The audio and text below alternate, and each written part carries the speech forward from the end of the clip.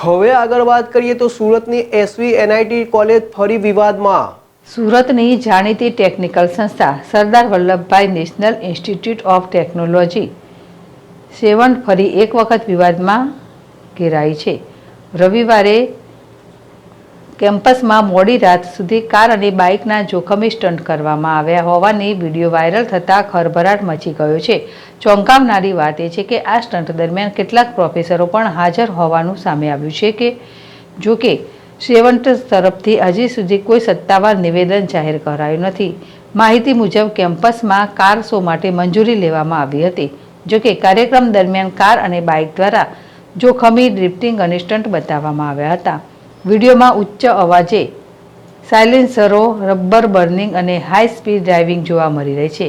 Stunt એવા જોખમી હતા કે થોડી પણ ગફલત થતાં ગંભીર દુર્ઘટના સર્જાઈ શકતી હતી। વિદ્યાર્થીઓના કહેવા મુજબ આ કાર્યક્રમ કોલેજના નોડલ ઓફિસરોની જાણકારી અને કેટલીક મંજૂરીઓ સાથે યોજાયો હતો, પરંતુ જે રીતે આ ઇવેન્ટમાં નિયમોનું ઉલ્લંઘન થયું છે તે સંસ્થાની ગૌરવશાળી ઇમેજ પર ડાઘ લાગે તેમ છે। કોલેજના નિયમો મુજબ કેમ્પસમાં કોઈપણ પ્રકારનું જોખમી ડ્રાઇવિંગ કરવાની સખત રીતે મનાય છે।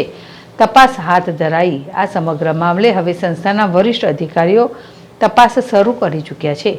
સંભવિત પગલાં રૂપે જવાબદાર વિદ્યાર્થીઓ અને સ્ટાફ સામે શિસ્તભંગની કાર્યવાહી થઈ શકે છે। શૈક્ષણિક સંસ્થાઓમાં આ ઘટના શિસ્તભંગ અને અન્ય વિદ્યાર્થીઓ માટે ખતરો ઊભો કરે છે। હાઈ એજ્યુકેશન ઇન્સ્ટિટ્યૂટ્સની મર્યાદા જાળવવી દરેક વિદ્યાર્થીઓની જવાબદારી છે।